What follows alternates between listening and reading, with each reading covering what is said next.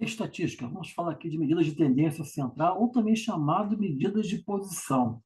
Nós temos dados, né, séries, amostras de informações estatísticas, de dados estatísticos. E como é que a gente trabalha com essas medidas de tendência central ou medidas de posição?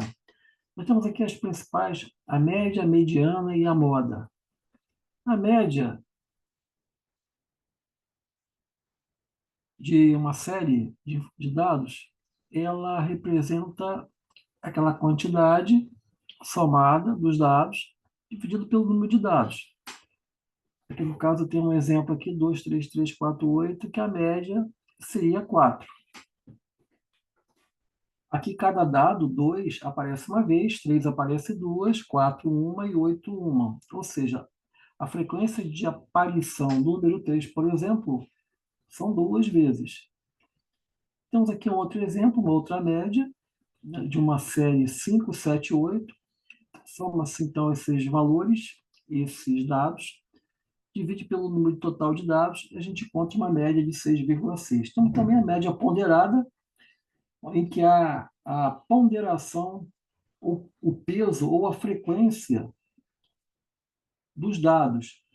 Como exemplo, nós temos alunos. 3 alunos tiraram nota 8, 5 alunos tiraram nota 9, 2 alunos tiraram nota 10. A média ponderada é o produto entre a nota e o número de alunos somados e dividido pelo número de alunos. Aí nós temos uma média ponderada.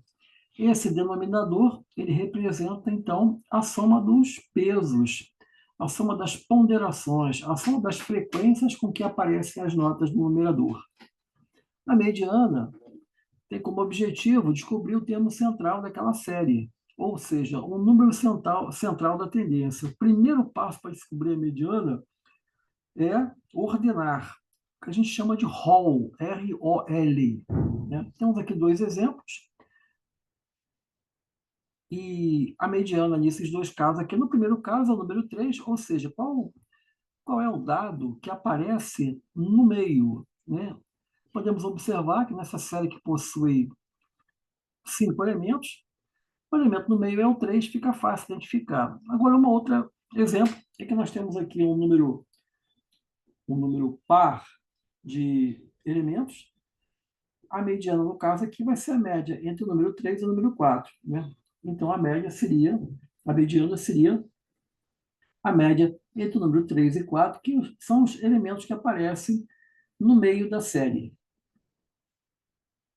E a medida de tendências de posição também, nós temos a moda, ou seja, são os números ou elementos que mais aparecem nos dados. São aqueles de maior frequência, de maior ocorrência. Os mesmos exemplos aqui, a gente pode observar que o número 3 é o que aparece com mais frequência. Ó. Então, o 3 aqui é a moda.